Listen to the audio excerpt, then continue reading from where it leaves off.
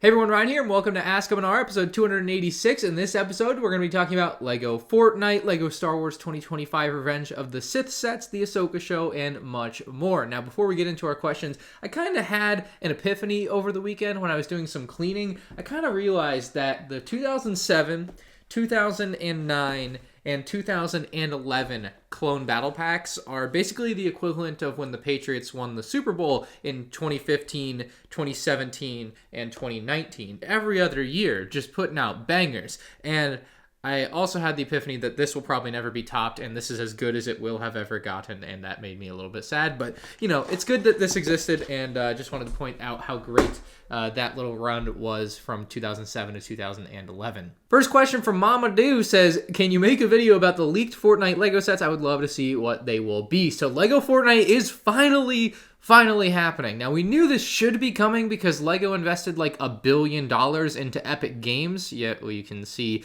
the quality on some of their LEGO Star Wars sets doesn't reflect the idea that they would just have $1 billion to invest in another company, but they did. And so LEGO is actually making a Fortnite llama to release probably in early 2024. We don't know if it's going to be a polybag or a make and take build for sure yet. If it is a polybag, I would expect it to be similar to the Millennium Falcon polybag from like 2017. That style of packaging. It doesn't seem like it's going to be a full-fledged polybag that you'll find at Walmart and Target with nice little art on it. It seems like it'd be like one of those white paper cheap, like last second feeling like rushed polybags. I don't know why. That just seems like what it will be. Now, this set is about 6 years too late. Not to say that they won't sell plenty of them. If they are for sale, they might be a little gift with purchase. We really don't know anything about it other than that it exists right now.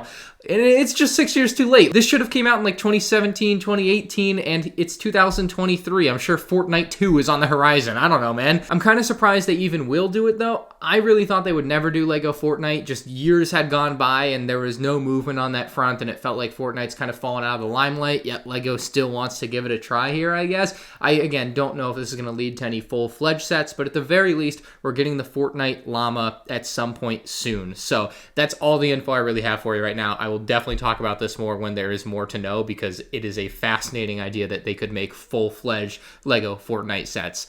It would be pretty cool. I'd buy a Battle Bus. I'd buy a LEGO Battle Bus for sure. Fritz wants to know if I think we'll be getting more LEGO Star Wars holiday sets like the Millennium Falcon interior that we had this year, or if this will just be a one and done. And I think as far as this goes, my guess is as good as yours. I don't feel like I have a good beat on whether or not we will see more of this in the future. I think maybe the idea that it exists to begin with points to the idea that it's pretty likely to happen again in the future, and the idea that they did like the LEGO Star Wars holiday special from like, it's not even from this year, so like they clearly feel like this will move and sell well enough to be worth their time to go and do. So I feel like to do something more original trilogy or prequel trilogy themed in the future with different, you know, either scenes or vehicles kind of in a Christmas theme. Obviously, they did the X-Wing in 2019 as an employee gift. I was fortunate enough that LEGO did end up actually sending me one of those in the good old days. And so that set was amazing. And I think tons of people would have bought that set if they were given the opportunity. Of course, they could do another similar, you know, holiday themed build in the future like that X-Wing, maybe as a TIE fighter or something. Would be pretty neat to see. But if I had to guess, I would guess, you know, that this could very likely be a yearly thing. I just feel like it's a total coin flip as to whether or not they'll do this again, because they hadn't really done it before outside of the X-Wing, but that was also an employee gift. So I think if this one does well, especially given it has a, I don't want to say, I was going to say disability, but that is not the right word. It's got a handicap, you know, okay, I think you get my point. Next question. Next question from Titanium J. He says, do you think the doors on the Coruscant Guard Gunship is an attempt by LEGO, on my life, to contribute or combine the realistic and animated styles of the gunship similar to what they do with clone troopers? The short answer is I do not. The long answer is that there is a specific spot on this gunship that if you were going to have doors split into two, you would put it 5 studs in on this side, and LEGO does not make this particular piece as a 1x5, and I'm sure whatever combination of pieces you would need to go, you know, completely back the other way, they probably don't make either. Now, that is a bit of a silly excuse. LEGO can make any piece in any size and any shape that they want. They, you know, 1x5s for the longest time did not exist, and then all of a sudden they exist. They could clearly make this piece as a 1x5. So I think that is a poor excuse or reason, but that is inherently, I guess, why I think that didn't happen is because they don't have that piece in production now. Again, they can just make things. Like, I don't think that's a fair excuse to sit here and be like, well, this set suffered because they don't make the piece. At some point, they didn't make any of these pieces. So, like, I don't know. I think that's a bit of a silly excuse. But that is why I think the doors don't split in two. And obviously, in the show, they do split. I guess it's not obvious, but it is very clear if you look closely in the show, they do split in two. And Lego Star Wars does strive for accuracy. I hate when people say that it's just a kid's toy and, it doesn't matter. But Lego Star Wars absolutely goes the extra mile for accuracy on a lot of things. I mean, little details like you see on the back here definitely tell you that they do care in some areas. I also do think that another reason why the doors would only go one way, it's a bit of a more stable build, a bit of a stronger build like this. And I also possibly think that they might have just not had enough room to integrate all the extra little Technic pieces that you would need. Basically a third Technic arm. So now there's two arms connected to these doors that pull it back. You need a third one for the one up front because you're still going to need two for the back door because it's still going to be too heavy for one arm. So because they downsized the gunship, they had to make a compromise. It's not an ideal compromise. I don't like it. I would prefer it to be the accurate thing. But that is the reasoning that I do believe. I do not think that they're, trying to meld together animated and live action versions of a gunship like this, especially when it's like a specialized one that's clearly only from the animated show. But then again, they did do it with minifigs. I think it's a little bit more fair to do it with the prints, less so the designs of the ships. I'm very okay with the clone troopers being a mixed armor design. Many of the other things obviously not, but yeah, that's the Coruscant Guard Gunship, and I still need to do the comparison between it and the many other gunships. Next question from Crazy Dog. He says, would you have been okay with Lego making the UCS Venator 30 inches long instead of only 43 and only cost $400-ish? Then it would be to scale with the UCS Imperial Star Destroyer from 2019 instead of way oversized. So I can see your line of thinking. However, I fundamentally disagree with where you and some other people, you're not the only one that thinks this, and you're okay to think this, like I said, but the UCS Venator being the same length as the Star Destroyer does not bother me in the slightest. According to Reddit, I complain about everything, but I don't know what there is to complain about here. I mean, they made the Venator stands on its own. How it scales to anything else is completely irrelevant. And that is true of, to me, literally basically every other Lego Star Wars set. Unless it's like a multi-pack set, and then I can maybe see it like mattering. Play scale sets, when they can, scaling nicely to each other is absolutely a nice, good thing. I think the only thing that really matters at the end of the day is the proportions of the ship. Like, do they have that down? Whether it's a mini Venator or a UCS Venator.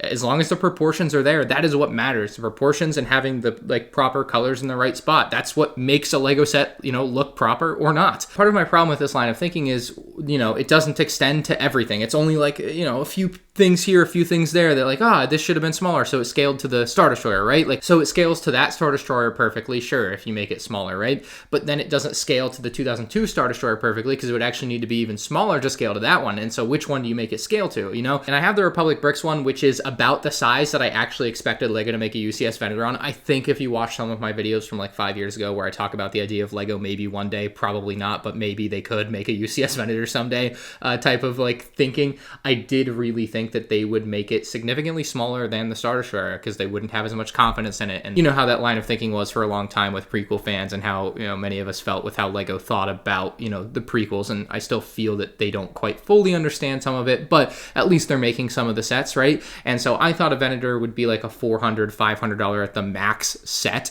and so I did expect it to be considerably downscaled from the Star Destroyer, but alas, it was not, which I think is a great thing. So I guess the way you really worded your question was, would I be okay with it? I would have been okay with a smaller Venator, yes. I'm also okay with the larger Venator. Next question from Lego Star Wars Collector 7567 says, what minifigures would you like to see if Lego made a Playscale Chimera for next year's Summer Wave, and do you think they will cut corners with some figures, for example, Enoch? And I want to key in on the last part of that question. I think the figures that they would put in the set are probably the Night Sisters, probably obviously Thrawn, a couple of the Night Troopers and Enoch, and maybe those Death Troopers that we ended up seeing in the last episode. That would be pretty cool. Maybe Ezra could fit into that set too, but he really wasn't with the Star Destroyer. But if they didn't have another set to throw him in, throw Ezra in there just so that he exists, right? I usually side on that a little bit. So when it comes to a character like Enoch, and generally anything outside of Clone Troopers, it would seem Lego will actually make a unique mold for a character like this. I would not expect them to cut corners on a character like this. You're gonna have a new helmet mold. The face is gonna look like the face in the show, possibly dual molded, but at the very very least, it's going to be a nice print that, you know, fits in the center of the helmet for like the face and everything. They obviously can't reuse the Stormtrooper mold because it's so unique to the Stormtrooper because it's dual molded and everything. So that's not going to be used here. Like if it was a clone trooper and you had a variation of a clone trooper, they're just going to use the same mold. It's going to look kind of derpy no matter what because of the helmet warts, and you know, you're just going to get that whatever variant of clone trooper as, you know, the way Lego's just going to put it out there because they're doing it the cheapest way they can. With a character like this, I can almost guarantee they're going to make a new mold for him. The only helmet that I can conceivably see them maybe using for Enoch and trying to get away with it, but they won't, is a helmet like the First Order Stormtrooper helmet. You could basically take that helmet and print Enoch onto there. It would look terrible, but they could do it, and if it was a clone trooper, they probably would do it, but it's not. So like, it's going to be a good figure when they make it next year. I'm saying that like it's a fact, like it's happening, like there's any rumor. I'm just like, there's just no way they're going to miss the opportunity to put Thrawn and Enoch and all these new characters into a big Thrawn Star Destroyer next summer. I'm just like, I'd bet the house on it. Love this question from Skywalker's Paradise because it gave me a great idea. He says, do you think LEGO will remake the 7283 Ultimate Space Battle sets in 2025? Secondly, do you think they could include an updated Count Dooku? So, at first, I was like, oh my god, it'd be amazing if they made like a $150 Ultimate Space Battle, like updated version with like the same vehicles and everything. But then I thought to myself, I was like, what if they split it in two and do the Ultimate Space Battle like Jedi Starfighters? And this is my rationale for why you would do it this way. Maybe you do 3 sets so that you can get the ARC 170 separate, but I would do Anakin and Obi-Wan's Jedi Starfighters together. I've said this as a UCS idea before, but like as a playset, it also makes a ton of sense. I don't know why I'd never thought of it that way. You just put Anakin and Obi-Wan's ship in the same set together and bam, like done, $50, $60, whatever. I guess by the time it's 2025, it'll be 70 or 80. But a set like that would be fantastic. And maybe in that set, you include Chancellor Palpatine because they rescue Palpatine. And LEGO is not above including like random characters like that in, you know, a set where it's just Anakin and Obi-Wan Starfighter, because in 2014, they did the Droid Tri-Fighter, included Palpatine in that one. So I say you throw Palpatine in the Anakin Obi set, and then you create another set that's the separatist side of things. You do one Vulture Droid, one Tri-Droid, and this is a set that you could also throw the ARC 170 in, and then it would be like, what, $100 or something, $120? Or you could do the ARC 170 separate, obviously. But with this second set, let's just say they do smaller Vulture Droid and Tri-Fighter, I would throw Count Dooku in that set, make it another $50 or $60 set, and then you make the ARC 170 a separate third set and make it $50, $60, $70, and maybe throw General Grievous in with the ARC 170 so you can get another one of those cool characters, or maybe, you know, swap them around, whatever. Either way, you're getting 3 like kind of extra named cool characters with Grievous, Dooku, and Palpatine on top of Anakin, Obi-Wan, and some clone pilots inside of the ARC 170, like Captain Jack. Like, dude, great 3-set combo right there. Just perfect. Like, I love the idea of them doing that. Will they do it? Probably. Almost for sure no. Next question from Keegan says, what are your overall thoughts on the Ahsoka show compared to the other Star Wars shows? And you say compared to the other Star Wars shows, so that's what I will do.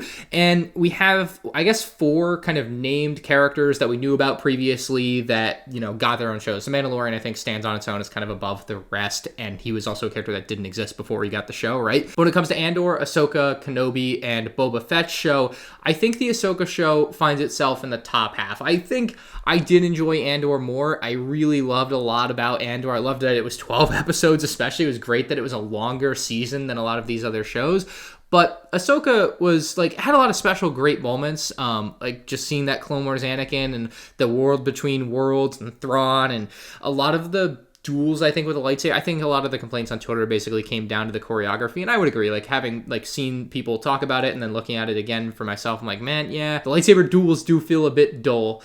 So I could have, you know, used some better choreography, I guess. But I think the show was fantastic compared to what we saw from Boba Fett, which I think was a massive letdown. Especially the Kenobi show, like, really didn't even need to exist. You know, like, just kind of useless to me, you know, because we already kind of knew what Kenobi was up to, I guess, and then they just kind of created a character like Reva, and then you have the Grand Inquisitor getting stabbed in the stomach. Like, I'm tired of people getting stabbed in the stomach and living. That's maybe my biggest issue with Ahsoka was Sabine getting stabbed in the stomach and living. Like, I'm kind of over that trope with Star Wars, you know?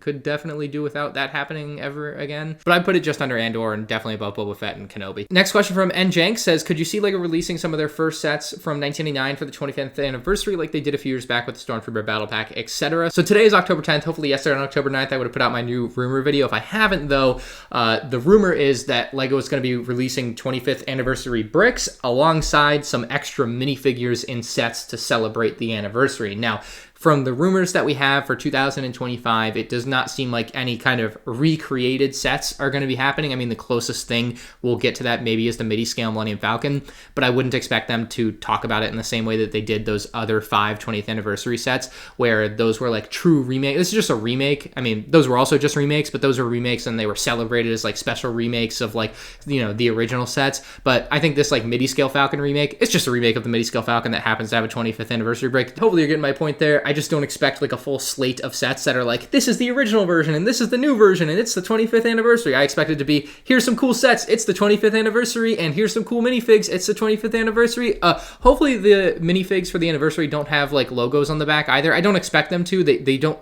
seem to be remakes of the original. They seem to be like fan favorite characters that they're bringing in with Darth Malak, Darth Revan, and Fives, and apparently there are going to be more. So very hopeful for what else we might see from some of those figures. So yeah, very cool. But yeah, I just don't expect what we saw in 2020 to happen. Kind of what you're pointing out, like just not like that. Lucas A says, are there any normally released Lego Star Wars sets that have no sealed copies available on the secondhand market? I don't think that this has happened yet, but I think we are getting close with a few different sets. And one of these I recently learned about the hard way. I guess I kind of knew, but like the Darth Maul UCS set, like it was not, you know, particularly easy to find to begin with, and over the past few years has become increasingly hard to find and increasingly more expensive. So there are very few of those available on the secondhand market. If there was going to be a set that I think will be the first one to have no copies, period, that was kind of a regular release, and even that, I guess, I mean, it was a UCS set, so it technically was not a normally released set in the way that we would see sets in Toys R Us, Target, Walmart, etc. nowadays, but I still think it's a normal enough released set, you know. So Darth Maul UCS, I think, is just one that is kind of dwindling in numbers that are just available out there. Like the one that I bought sealed, I'm going to open up, and that's one less sealed one to potentially buy someday for someone, you know what I mean? So as time goes on, more people, you know, open up sets and they're just become less available. So I think Darth Maul is a really good example of one that might be the first to have no copies on the secondhand market. Miro Master says, what set do you think gets unjustified hate, and also one that you think doesn't get talked enough about for being bad? I think the Justifier gets way too much hate. You probably watched my review when it came out. I will stand on this hill and say all day that I think the Justifier is a lot better than people give it credit for. It's a perfect model of what it is supposed to be. Now, I think that they made the set too expensive. I think that they should have done it in a scaled down version for like $70 to $100. I was very surprised it was $100. Like, think about this. The Justifier was $170, right? They could have made this 170, the Justifier 140, you know, made the Justifier smaller, made this bigger. You have a better gunship that people really care about. You have a worse Justifier that people clearly don't care about anyway. And, you know, everything's fine in the world. But, like, the Justifier for 170 is a bit insane. I just think it's unjustified how much hate it gets. I think it's a really good model. It has really good minifigures that are very accurate and very well detailed. You know, like, I just don't see the problem with the Justifier personally, outside of maybe the price being a little bit too high. But even then, like, everyone says every Lego set ever is, you know, overpriced. So I don't quite agree with that.